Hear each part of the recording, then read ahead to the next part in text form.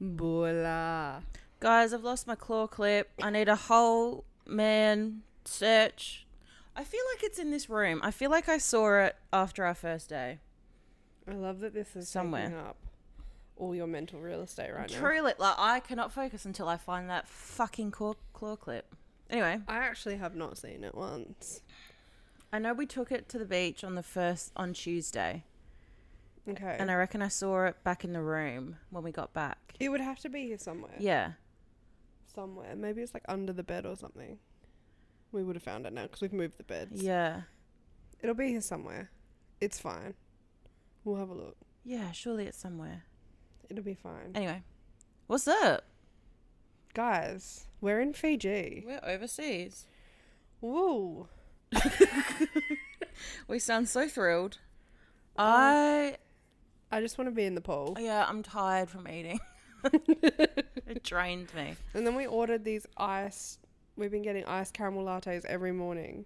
And this morning, no one asked us our coffee order, so we went to a different restaurant on the way back, and we'll just get them as takeaway. It's all the way over there. So we ordered them. We're like 2 iced caramel lattes. What do we get handed? Hot. Piping hot. And then her resolution was to just pour the hot coffee into a glass of ice. And I was like, cool. She gave it to us and the ice was gone. We're like, well, this is still hot. I was like, awesome. You know, the hot milk didn't change, did it? But that's fine. What have we been up to? So we got here last Monday. Literally all we've done is get up, go to breakfast, eat 300 kilos of buffet breakfast, go down to the beach, get ourselves some beach chairs, and then proceed to lay there for hours on end reading, drinking, swimming, and then we come back to the room, nap, go for dinner. Nap and miss sunset. We've missed sunset every single day we've been here. But that's prime nap time. Like, what do you want me to do? So good. The naps are so good. They are. They hit different. Yeah. Like a post-beach nap. Yeah. Divine. Oh, divine. Killer. But we have to see the sunset today because today's our last day. Yeah. And we need to get sunset pics. Yeah. It is gorge. We were hoping that we could record with the gorgeness behind us, but unfortunately, you wouldn't be able to see us. Yeah, and the gorgeous of all, really. There's not enough room for all that. There's a man next door that's playing video games in Fiji live on group chat and just yelling at everyone. So, oh man, what else there's has been happening? Fucking hate Brisbane International Airport. That's a PSA. Yep. It's Sucks. just a shit airport. Sucks. And like domestic has not changed in like 10 years. No. They're just crap airports. Our flight was delayed by like 3 hours, so we only got in at like 10 o'clock. Okay, that was very dramatic. No, we got in at 10. We got to the hotel by 10. We got into Fiji at 7. Yeah. And then, we got room service, thankfully. The resort's freaking huge. Yeah. But they said that we were going to get lost on our first day. Didn't get lost. Love that fucking for us. Geniuses. And then we've really done, like, there's no, like, fun stories. The only fun story is I almost had a heart attack yesterday in the pool. We got a little bit silly on the margaritas, the classic Tommy margaritas that we've been downing. And we had a late lunch. Oh my God, that was going to come off the wall. We had a late lunch and we're already ticking.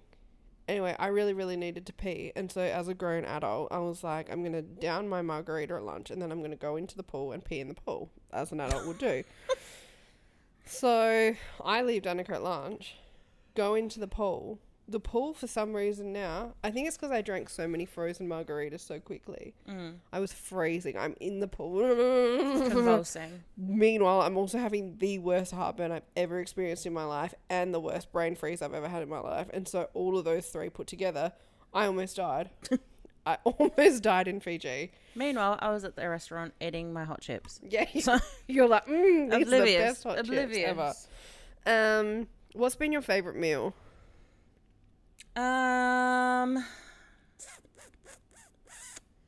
Probably the beef cheek. Yeah. And the gnocchi. Yeah. In terms of like, yeah. Yeah, the Italian restaurant. And the best part about the Italian restaurant is it's adults only. Not a child in sight. Gorgeous. That's where we go for breakfast. There are so many kids here. It's like we have not come across a single man, like a single marital status man of a man. Yeah, like they're either with their wife, with their girlfriend, or with their family. Or with child. Yeah, with child and all of the above, which is so boring. But kids have been funny to watch. It's funny because they're not ours. Like, we don't have to worry about it. And, like, kids on holiday, you think that their life was ending. Like, they are just so miserable. It's so funny. And mad to be here. Every single time a mum tries to put sunscreen on their kid, they are wailing. But then they get sunburnt.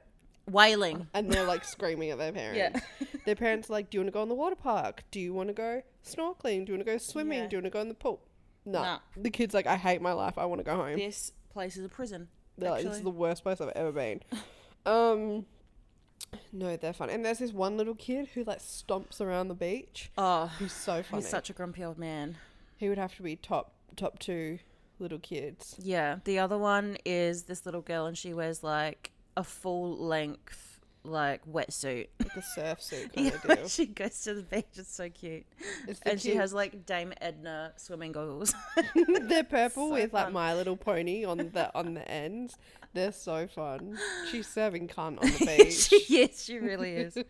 Someone's got to. Oh, dear. We've successfully tried all the cocktail menus effectively. Yeah. The classic Tommy is the winner. Oh, absolutely. It's a frozen standard margarita. Yeah. Hits Delicious. the spot every time. Yeah. There's been a few letdowns, I would say. Like the coconut spritz that we had at the Bula bar or whatever it is. Spiked coconut. The spiked coconut. It being green was so jarring That rocked to me. Yeah. Like I was expecting almost like a pina colada style. Yeah, I thought creamy. That was not creamy. That was juicy. Yeah, some of the cocktails on the menus are a little bit like tacky. Yeah. I would say. So you just got to stick to your classic Tommies. That's a winner. What else have we been doing? That's it, really. This has been a very relaxing holiday. This hasn't been a holiday where we do things. No. This has been our Melissa McCarthy holiday. Yeah, we've just been sat and reading. Like, honestly, we're so relaxed. I could be in a coma right now and you... Yeah. Yeah, period. But while we've been in Fiji, you may not see it on camera, but we're so tan. Yeah. Compared to when we first got here. And we haven't got burnt. No, not once. That particularly for me, that's an Olympic sport. Big win. Huge win. But while we've been turning it up in Fiji, the world has been plagued with monkeypox. Yeah, we've seen this in the news. It's crazy. It's like in Europe and shit now. I don't think it's in Australia or whatever. No. Last I saw it was like in Sweden or something. Yeah, that's where I saw. So, I mean, who knows? We might get another lockdown. Is monkeypox like chickenpox? It's so bad. Is it? It's like it's almost like blisters. Ah, no, I don't want that. It's like really sore blisters all over your skin. No. It's like, I'm going to look it up. look it up. It's like chickenpox on crack. Oh my God. It's really bad. I don't want it. How do you get it? It's through like kissing and stuff. Yeah, isn't I'm pretty sure like you would have to like buss or kiss like someone bodily to get fluid it. Yeah. contact. And yeah. thankfully, I don't go within 5 feet of anyone. So We're both safe. Monkeypox. I'm only going to get it if you get it, because then if you sleep too close to me, you cough That in my mouth. looks wackadoodle. Ouch. Yeah, see? It's really That bad. looks really painful. Oh my. I would not recover from that. No. It literally, Caitlin was right. It just looks like blisters everywhere. Oh, It's so bad. no. That's the first time I've been factually correct about something on this podcast. Fucking monkeys, man. Planet of the Apes can go suck a fat one. What do you mean? Yeah, that's gnarly. Anyway, so when I get home, I won't be Why leaving is my it house. called monkeypox? Google that. Why? Maybe it came from a monkey originally. Or maybe, I don't know. Yeah, it's got to be from monkeys, right? I was going to say maybe it makes you look like a monkey, but I've never seen a blistery monkey. Baby, why don't... Also, Post Malone's new album came out. Banger. Yeah, absolute banger. Certified banger after banger after banger after banger. It's so good. Monkeypox does not come from monkeys. Okay. It's called monkeypox because it was first isolated from a monkey in Africa, but the reservoir for it is in rodents. Specifically rodents in Central... What? Okay, well, whatever. Anyway. Whatever, that's too much knowledge. Do you reckon? Because monkeypox is like it's a declared state of emergency or something now, isn't it? Like yeah. The WHO? Yeah, but I feel World like... Health Organization declared it something or other? Monkeypox isn't new. It's been around for ages. And I also think this is... Remember when Ebola became a thing? Yeah, it's like the new, like, bird flu. Yeah. Bird flu, Ebola. I remember being in school and when Ebola came out, I was convinced I'm going to get Ebola and I'm going to die. But then I never got Ebola, so it was fine. I feel like it's going to be like that. I can only hope. I really doubt... It's not like COVID where it just spreads. Yeah, you gotta be in contact with someone that has it. Yeah, so just stop kissing everyone. If you've got blisters, just don't kiss. Yeah. Which you shouldn't anyway, because you probably got herpes. Like, it's that simple. I am looking forward to going home. Like, I love it here, but I'm excited to eat different foods. Yeah. Like, I want an acai bowl. Maybe I want a sausage roll. I just want this at home. Yeah, I agree. That would be perfect. Want all my amenities at home, including my house and my dog. Yeah. And my friends.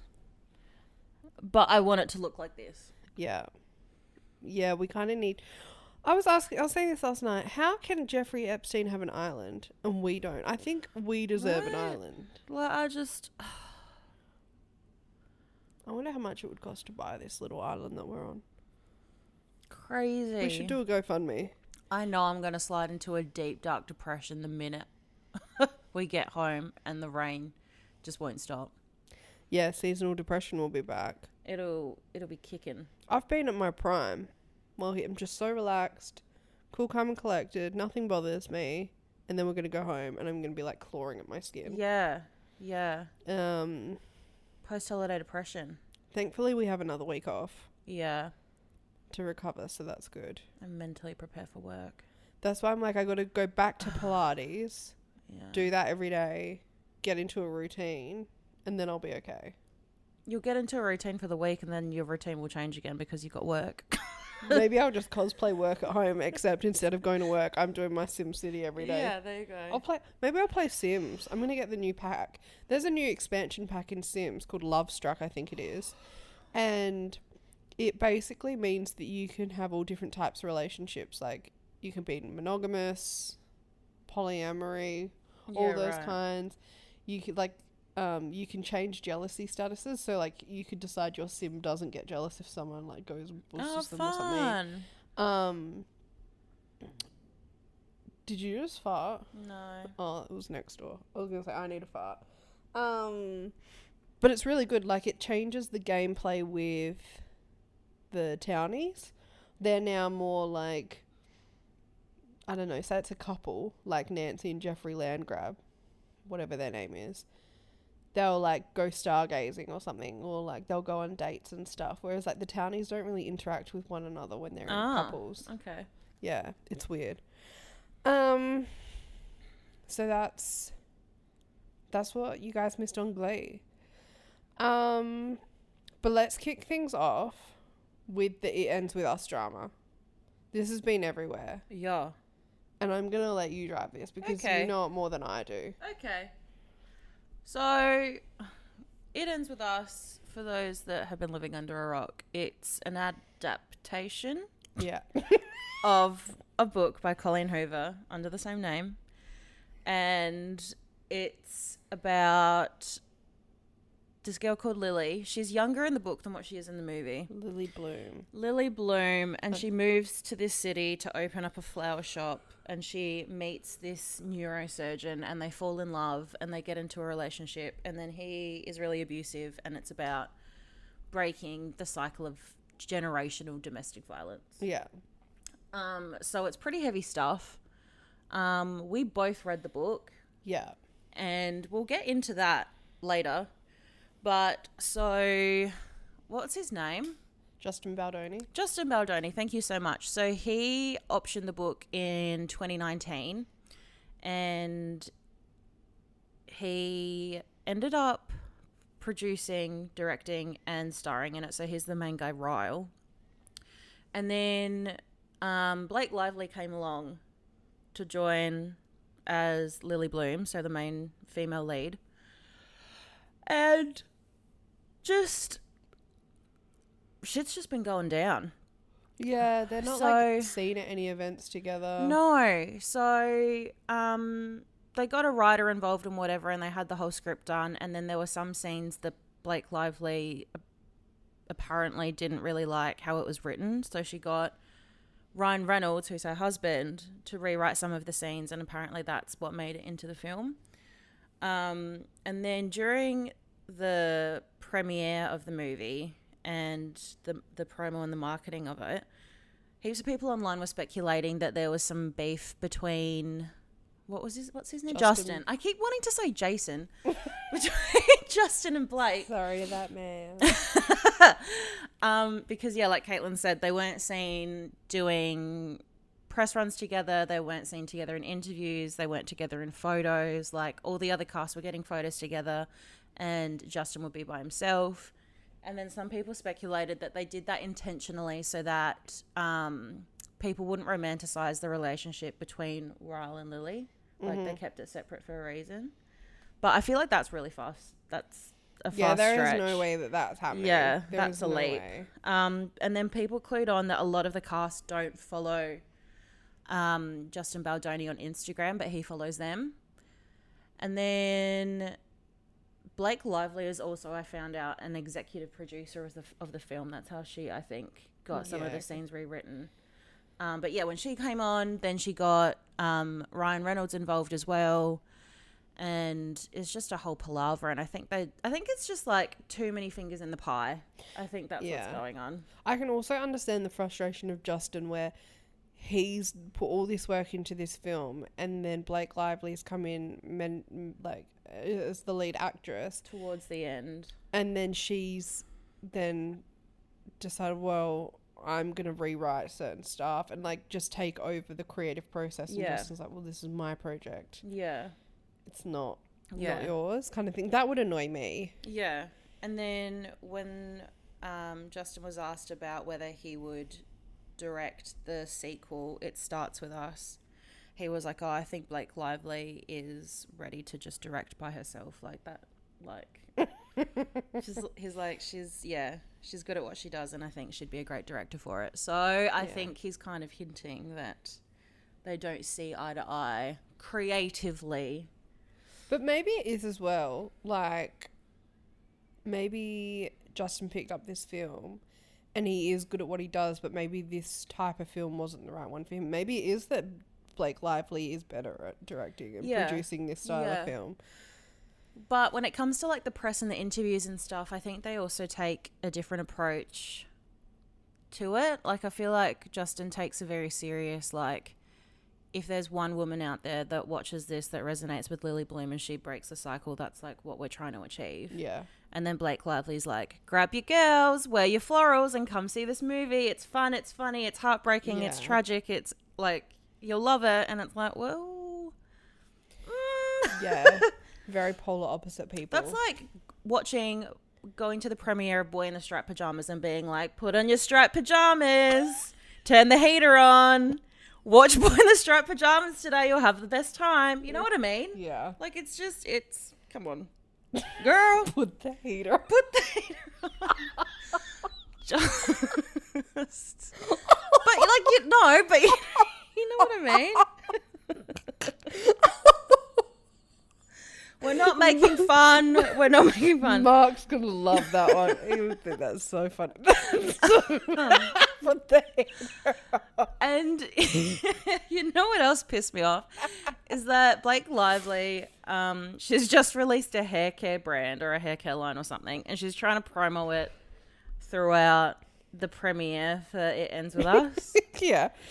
And she's like talking about the dresses that she's wearing because she wore the same outfit that Britney Spears wore at one time. Oh, who cares? I'm just like, girl. Do you know what's crazy? Blake Lively having a hair care line and promoting like whatever with your hair. Her hair always looks like she hasn't brushed it. Always. I'm like, girl, what is me right now? This is Blake Lively hair. I'm cosplaying a brown Blake Lively. A burnt representation. Yeah. Of this guy. Yeah. That's so funny. Controversial. I don't like Blake Lively and Ryan Reynolds together. I think they're too curated. Yeah. Thank you. Dude, we're too relaxed. Yeah, too curated. I don't like it. It seems rehearsed. I like them as a couple. And like Ryan Reynolds is very funny. I've never had any beef with Blake Lively personally. But as someone who personally knows like Blake Lively, I know we don't have beef. Her and I seem to get along as far We as see I know. eye to eye. I never thought that she was right for the film. I never liked the idea of them increasing the age of the characters. I wish that it had stayed more true to the book. But I haven't seen the movie, so I can't comment. But we were talking about this at dinner. Like, we both read It Ends With Us when we were starting to get back into reading. And I think because we read it at that time, we thought it was a work of art because it was one of the few books we actually read. Yeah, we're like, oh my God, this is iconic. This is written by a literary genius. Yeah. But thinking back to it, like, the characters are just so one-dimensional. Yeah, like if I was to read it now, I don't think I'd probably DNF it, to be honest. Yeah, I would put it in the same category as Icebreaker now. Like even, I saw a TikTok about this the other day, like little things that are in the book that are just so cheesy and not well thought out. Can't remember them now though, can I? But yeah, I just feel like it's a great book to get back into reading. But then as you evolve as a reader and you discover other authors and other genres, this is just child's play in comparison. Like to me now, it reads like a fan fiction. Yeah. But it had its purpose. I love, and I said this at dinner, I love Verity still. Yeah, I still think that that's Verity's probably really a standout piece of work. I feel like they are turning that into a I think so. A movie. I think that's the next one of hers that is getting adapted. That'll be interesting to see how that fares. It's crazy how often like movie adaptations of books just butcher them. Yeah. They just don't do them well. And I understand that there's a difference between like a movie or a TV show and a book. Like there's a lot more detail in a book and like, you know, in terms of writing, and you can hear or learn about the character's thoughts and things like that way more than you can in a movie. But it's just crazy how, I don't know. I feel like it's very rarely done right. I think there's an art to just sticking to the truth story, like to the core of the book and not changing like those core elements to it. You can add in the fluff, add in extra scenes as you need, but core details shouldn't be changed. It rocks me when like the author gets brought in on the process to make the film and then they end up liking the product when it's so different to what they wrote. Yeah. Like, you know, Colleen Hoover with this, she loved the movie and she thought that they did a great job, and it's like, well, but you're changing like the major part of the film, which is the age difference and But I also think else. With someone like Colleen Hoover, think about it. She's now super famous. She'd be super rich. She's just had one of her books turned into a film starring Blake Lively, one of the like most well-known actresses, with Ryan Reynolds involved, and now she's got all this additional press and publicity.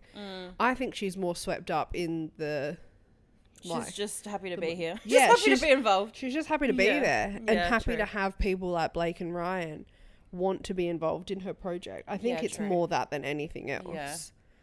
But we'll see it when it comes out on streaming, but I'm not paying to watch it.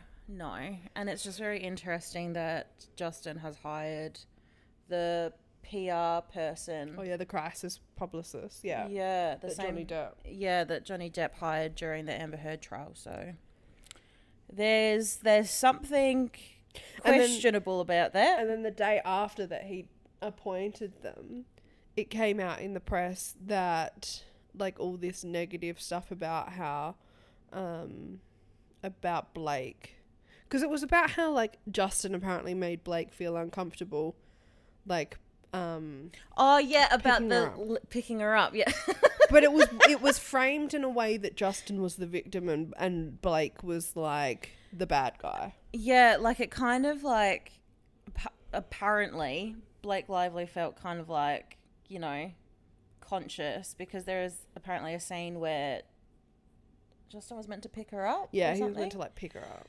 And he has back issues, and so he went to his PT and asked like tips on technique and stuff because he didn't want to like re-hurt his back, and like asked how much Blake weighed so that he could train according to that. But they made him look like the hero, being like, oh, he's so conscientious, like he's asked his PT like how to do it the right way, and then they framed it as Blake being like the bad guy for being so dramatic and taking it the wrong way. And I think that story right there was planted by his publicist, his new publicist. Absolutely. Interesting. Yeah. So that's fun. What a shit show. But either way, any press is good press, they say. Well, that's it. So, but in other film news, the Tiger King director, Eric Goode, is releasing his new TV doco-series called Chimp Crazy. So, Chimp Crazy, same style as Tiger King, where it's a true documentary. It follows this one woman who has, like, one or multiple chimpanzees that she, like, has. I think they're, like, pets. Yeah. Anyway, so it's a new HBO original documentary exploring the risks of trying to raise chimpanzees as members of the family, as well as the dangers it can pose to the animals' welfare. And I was reading an article about this. It comes out September, doesn't it? Maybe. Yeah. No, I think it comes out this month at some point. I think it was the 18th that it was due to come out. It was like a few days. We tried to watch it a few days too early. And I was reading an article that was saying that because of the fame around Tiger King, Eric Goode, the director, knew that if he'd approached the main woman in Chimp Crazy, that she wouldn't want to do it, because obviously like Tiger King and Carole Baskin, all of them, they got painted in like bad light.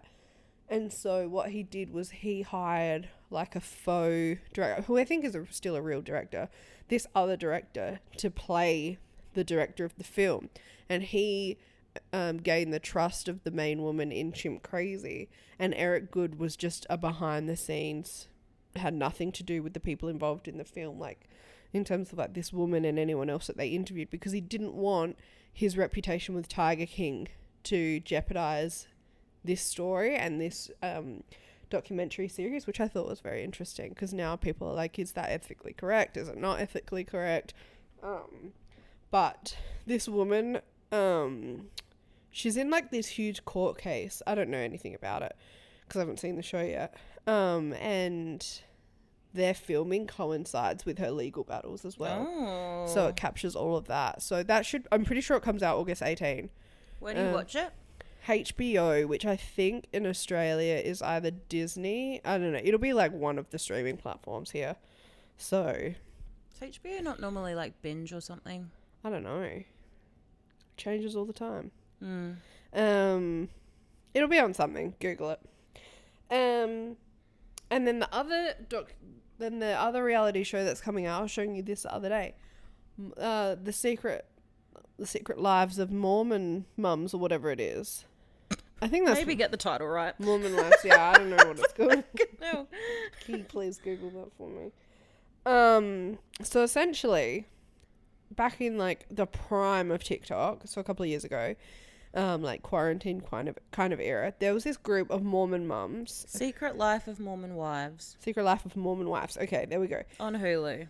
So there was this group of Mormon wives who blew up on TikTok. One of the most well-known ones is Taylor, and she, like, her kids were so, like, well, they are still super cute. One of them looks like Damon Salvatore from The Vampire Diaries. Like, that's kind of partly what she was known for. Anyway, so they all blew up on TikTok. They, like, live in Utah, and then Taylor separated from her husband, and they were all really young, like early 20s, whatever.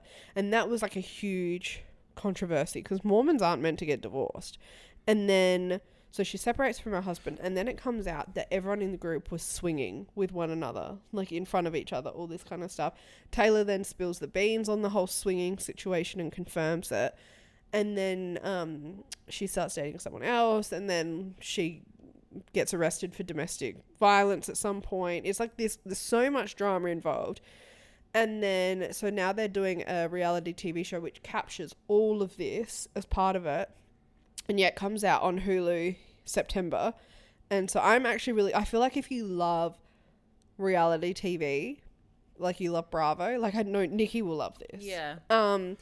It's going to be so good and so interesting. And I think it'll be, particularly if you follow them on TikTok this whole time, you'll be able to get an inside view into what actually was going on behind the scenes through all of this. Yeah. The other TV thing that I have is there's a new show coming out on Netflix called KAOS, KAOS. It's coming out this month. So it's a darkly comedic and temporary reimagining of Greek mythology, exploring themes of gender politics, power, and life in the underworld. So there's 6 humans who learn that they are component parts of an ancient prophecy. So Jeff Goldblum plays Zeus, whose immense power and popularity doesn't keep him from feeling anxious about his legacy and future. Aurora Perrineau plays... This is meant to fuck me up. Eurydice? Eurydice, who receives a dire prophecy that shakes up her relationship with her pop star husband, Orpheus, who's played by Killian Scott. An eclectic cast including Janet McTeer as Hera, Cliff Curtis as Poseidon, David Thewlis as Hades, and Stephen Delane as Prometheus fills out the creator Charlie Covell's satirical epic, which deals with the perils of fame and fortune and the dangers of divine caprice. But it's all centered around Greek mythological characters. There were a lot of names that I couldn't pronounce. That was I could tell. That was really stressful. Anyway, it looks really good. Yeah, it does. It looks so good. Yeah. So I haven't seen it, but I'm going to say 10 out of 10 recommend. I'm going to call it now. But that's everything that's coming out. Because we haven't watched anything this week, guys, except for The Sun. Yeah. Period. So that's what, when I get home, that's what I'm going to be watching, if anyone cared. In September. In August and September. Next month. Yeah. But that's the pop culture news, I would say. Other than that, this week, we have read more this week than I have read this entire year. So many books, guys. How many? You read 4 books? I've read 4.5. I've read 4 books. That's a total of 8 books. And we're about to tell you all about them. Yeah. Kick things off. Okay. So, Grey After Dark was the first one that I finished. I finished that on the plane here. And I gave a little overview a couple of weeks ago because I started it before we left. And I rated that one. What did I rate that one? Let me get my Goodreads up. I reckon I gave it like a 2.5. Like, it was so mid. It's by the same person that wrote Run on Red, and I preferred Run on Red than this one. But yeah, it's about this girl. She gets kidnapped by these preppers, and then she like is trying to escape, and they're trying to make her their wife and all this stuff. And yeah, it was just very, very average, but it's got almost a 4.26 average rating on Goodreads. So damn. Y'all are fucking lying about that one.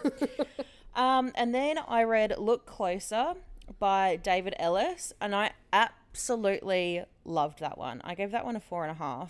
Was that the horror? No, this one was a thriller. So it's about this couple, and the guy's cheating on the girl with like his high school crush. Well, not really high school crush, but like the first person that he's ever really like loved. And it's just about how that kind of evolves, and it's just so twisty, so twisty. My summary of it on Goodreads is: they don't know that I know what you know that I know that they know. That's crazy. It's so good. If you like a twisty thriller, there were bits where I was like, what do you mean? What do you mean? Like, it's just everyone's connected, everyone knows things, and it's just, yeah, that one was really good. And then I read We Used to Live Here by Marcus Kliewer. Kliewer. Kliewer. And this one was a bit of a horror, bit of a thriller kind of vibe. So it's about this couple, and they've just bought a house in like buttfuck nowhere, middle of a forest essentially, and they've bought it so that they can flip it. And it's like this really old historic house. And then the snow's about to set in. It's the first snow of the season, and a family knocks on their door and asks if they can do a tour of the house because the husband of the family grew up there. And reluctantly, the girl's there by herself at the time because her partner's out doing chores or whatever. And she reluctantly agrees, and then it just all hell breaks loose. Like, this family will not leave. Like, shit happens. They can't leave the house. The storm sets in, so the main road out of the property is closed off, so they have to stay the night. And it's so crazy. It's bananas. You think that, like, the guy's a bit deranged and something's going on there, but then, like, towards the end, you think that she's deranged, and then the ending is just, Nah, you have to read that one. That one was unreal. It did sound good from what you told me. It was spooky as fuck. I was reading it when, like, we had the lights off and, like, the TV was off, and I had to, like, bring my iPad to my bed and watch Daria for a couple of episodes so that I could go to sleep because it was just so scary. It was so scary. I never thought a book could be scary, but it can be. That's a skill, to make a book scary. Yeah, like, it was just, it was fucked up. And then I'll leave Blue Sisters because we can talk about that together. So I read this week, The Housemaid by Frida McFadden, which most people by now have probably read it. Like, it's not new and it's wildly popular.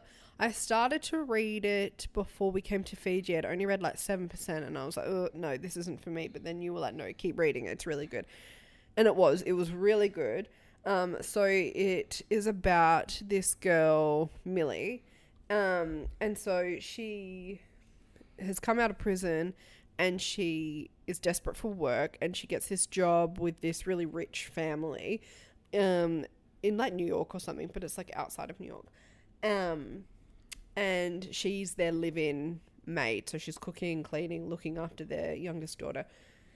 And all of this weird stuff keeps happening. Like the mother, like the main woman, she is batshit crazy. Like, one day she'll be like, pick the child up from school, and so Millie will go to pick up the kid from school, and the kid's like, no, I have fucking gymnastics with so and so is taking me. And then so Millie will ring the mum and she's like, I never told you to do that. The whole, like, I remember being so frustrated by that. Like, I hated the wife. Yeah, like this whole thing of like, she'll tell you the sky's blue, so you'll paint the sky blue, and then only to find out she was like, no, the sky's orange. So it was really frustrating to read that. And then so the husband's like this gorgeous, hot, perfect man, like seemingly perfect with his wife and this child and all of that. And so Millie starts to develop feelings for him, and she keeps putting him on this pedestal, like, oh my God, he's amazing. Wow, I can't believe he's with her. How does he put up with her? Yeah. She's so ungrateful. And I'm reading it and I'm like, no man is that perfect. There is no way a man is that perfect. Stop romanticizing this except man. for the man that was at the buffet this morning. I love that man. I love that beautiful man. Wow. Yikes. Anyway, continue. Sorry. Forgot he existed. And she's like, I'm like, there's no way he's that good. Anyway, it's heaps of twists and turns. I didn't predict the ending. It was a really, really good read. There's like sequels to this book. And this kind of leads into the first of the sequels. I don't know if I could read that same story again and again and again. To me, it's like the beauty and the naivety of not knowing, that's gone now. Yeah. So I don't know if I would read the sequels, but it was a fantastic book. I gave it like 4 out of 5. Yeah. Then I also read Girl Falling. So Girl Falling is by Hayley Scrivener. So it's an Australian-based book. It's about 3 girls. So there's Magdu, Daphne, and Finn. So Finn's the main character. Daphne's her best friend. Magdu's her girlfriend. So they live in the Blue Mountains, and they go... Daphne and Finn are really into, like, climbing. Like, fucking abseiling and shit. So they take... as a bonding experience, they take Magdu to, like, this beginner's climb, and they go and do the climb. Anyway, Magdu falls and she dies. And then the book is about Finn and Daphne's relationship, and then, like, Finn grieving Magdu, and the whole kind of figuring out what caused Magdu to die, because she shouldn't have died. Effectively, like, when she'd gone to go over the thing, her rope snapped. And it was like a brand new rope. She was meant to be on a different rope, but then anyway, it was this whole thing. I didn't predict the actual outcome of it, or like really? Who did it, or like how did it all unfold. I would never have picked it. You're going to tell me off camera what happened. I'll tell you off camera. I'm not going to read it, but I want to know. But it was a really good book. I really like Australian crime thriller books. Same. I've never read a bad one. Yeah. Which is funny because I'm not a fan of Australian movies and TV shows. Yeah. But books, phenomenal. Highly recommend this. Particularly if you've read, like, if you like The Dirt, or what's... The Dry, do you mean? Yep, The Dry. If you like dirt, read this book. Whatever. Or The Unbelieved. The Unbelieved, that's another one. That's a really good one. That's probably one of my favourite books of all time. Yeah. That was so good. That was unreal. So I gave...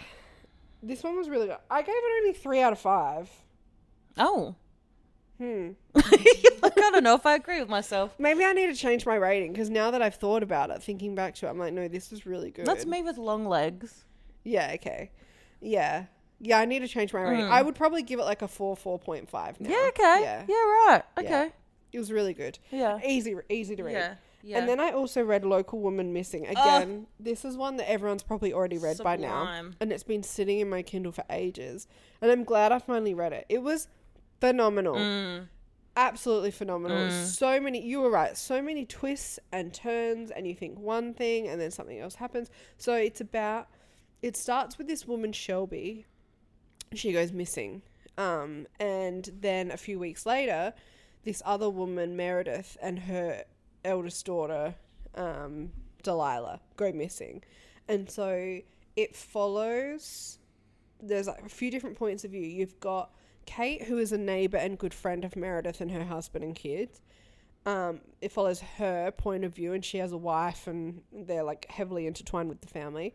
It follows Meredith's point of view leading up to her disappearance, and then it also follows Leo, Meredith's son, in present day. So it was so easy to read. It was such a good read. I gave this 5 out of 5. It definitely lives up to the hype, I would say. So yes, I would actually highly recommend all 3 of those books, particularly if you're a thriller girly. Yeah. Most of them people have probably already read, but The Girl Falling was phenomenal. And then, the 4th one that we've read this week was Blue Sisters by Coco Mellows. We love Coco. Just big fat forehead kiss to Coco, honestly. She's only gone and done it again. We both loved Cleopatra and Frankenstein. Such a phenomenal book. Like, such a good book. The only way that I can describe it is it's such a soft, beautifully told story of 2 people. Yeah. And this is a very similar... 2 people not right for each other. Yeah. And this is very much a similar approach, but it's about sisters. Yeah. And I love how Coco writes. It's just such a beautiful... I hate to sound like a dick. I hate to sound like a wanker. It's almost poetry. Yeah, like when I read her books, I'm transported to where she's describing. Like, she sets the scene so well. I can... Like, it sounds so dicky, but I can, like, see what the character's saying. I can feel what the character's feeling. I can almost smell the place. It's weird. But it's also done in very simple language. It's not overcomplicated to try and trick the reader or try and make Coco sound like this very intelligent literary genius. It's just written beautifully and simply and concisely. Yeah. And just the characters are also complex. Like, there's more to them. Like, how did you feel about when... So it follows 3 sisters, Avery, Bonnie, and Lucky. Mm-hmm. And they have a 4th sister called Nikki, and Nikki passes away. And it's about the sisters and their relationship and how that changes and how the death of their sister changes the dynamic between the 3 sisters a year after her death. Yeah, and how they all grieve differently. Yeah. How did you feel? So the parts where I almost cried was when Avery went to visit her mum upstate. Yes. And her mum was like, because Avery thinks that she has something to do with the death. Like, she feels guilty about not seeing the signs sooner. And her mum's like holding her hand and she's like, you're not that important. Yeah. Oh my God, I almost sobbed in the pool. I was like, stop it, mum.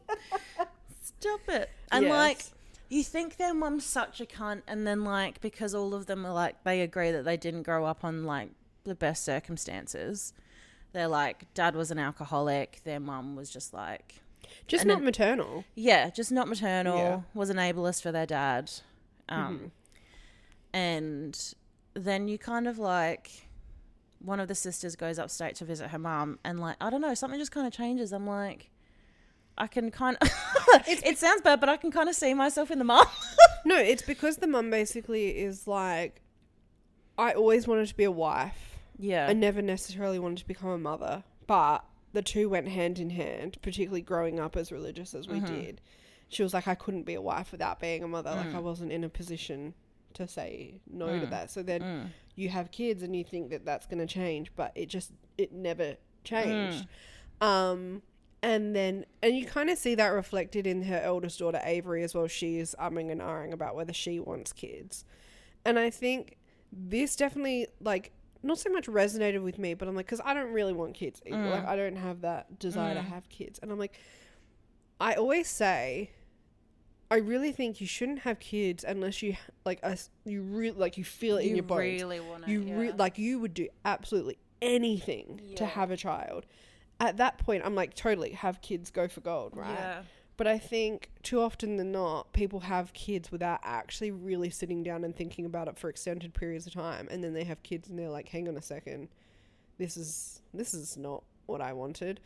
And they're not as maternal or paternal as they were expecting.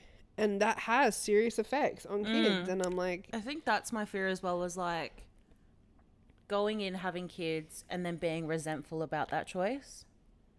Yeah, to me... not giving the kid the love that it would need. I think that's my fear. To me, you're either maternal or you're not. Like, I don't know, people might not agree with me, but I feel like if you have a really strong maternal instinct, you've got it whether you have kids or you don't. Yeah. Right? Yeah. Having kids probably exemplifies it. Yeah. But you don't suddenly wake up one day with a maternal instinct just because you had a child. And that's why I'm like, I don't think people should have kids unless you can see yourself really devoting your whole world to your kids, particularly in those early years, because then, it's just, it fucks up kids. Yeah. 100%. And then the other time that I almost cried in the book is when they're all sitting on the bench eating their bagels in Central Park, and then they're all kind of like sharing how they felt guilty about the death of Nikki. And then Avery tells them, like, you're not none of us are that important. Yeah. Like, nothing that we could have done would have changed what happened to her. Yeah. And I almost sobbed then as well. Yeah. I like the whole saying of we're not that important, but I also, because when I was reading, I'm like picturing if I was in Avery's shoes and someone said that to me. If someone said that to me, I'd be furious. I'd be like, yes, I am, actually. I would take that so personally. But it's true though. Like, you can't, as much as you think that your behavior and your actions can control other people, they can't. No, they can't. Yeah. Like, even if any of the characters were to call Nikki out on her addiction, it wouldn't have stopped her.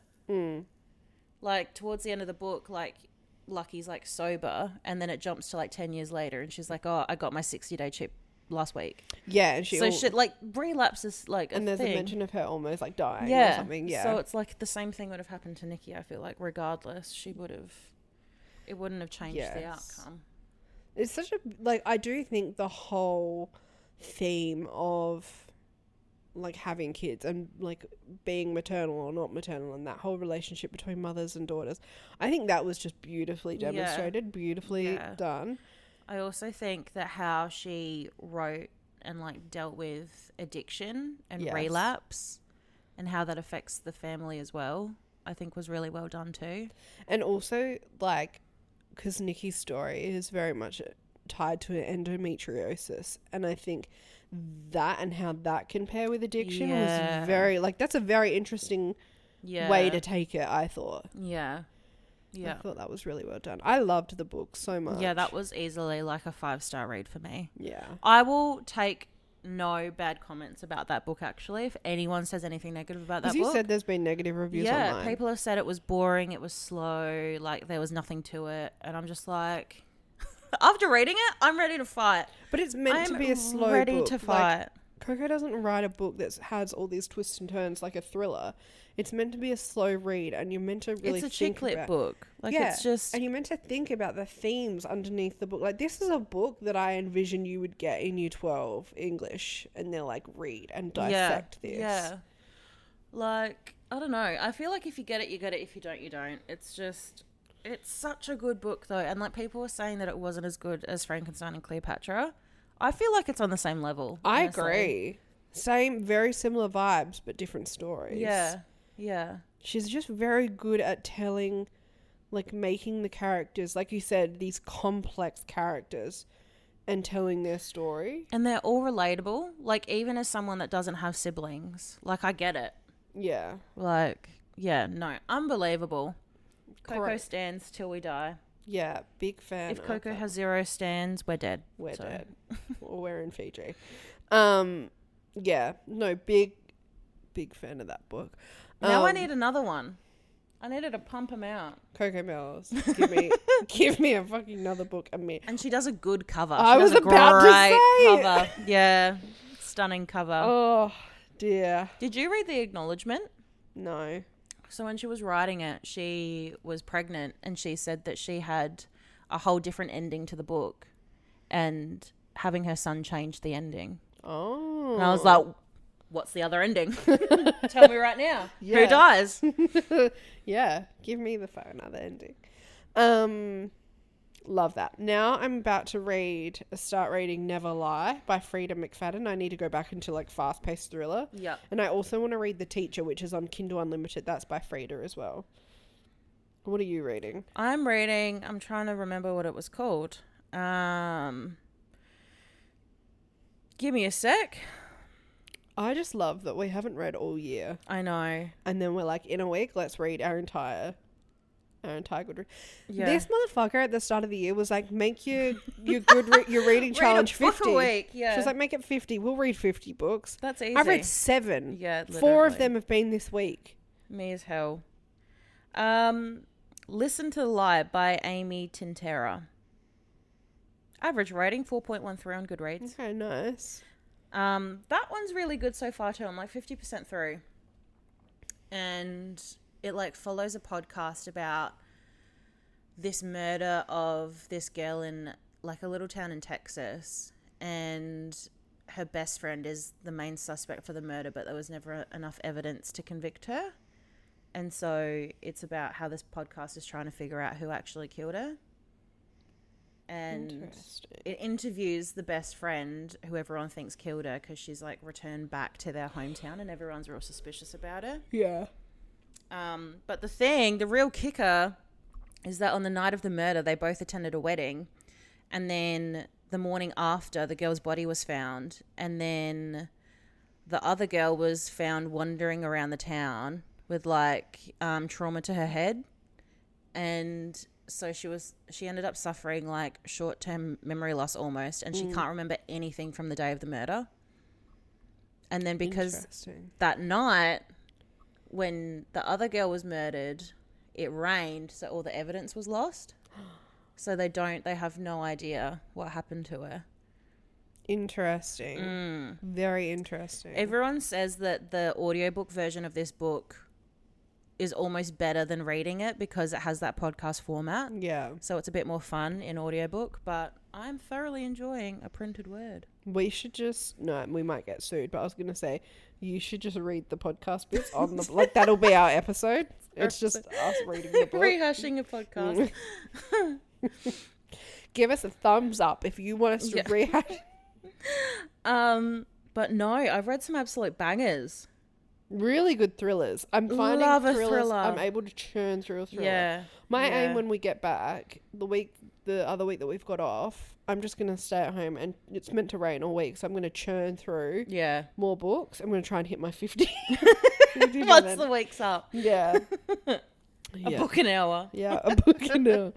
Yeah. So if anyone has any good thriller recommendations, crime thriller, even horror books, or anything like a Coco Mellors read, particularly like Australian crime thrillers, drop them.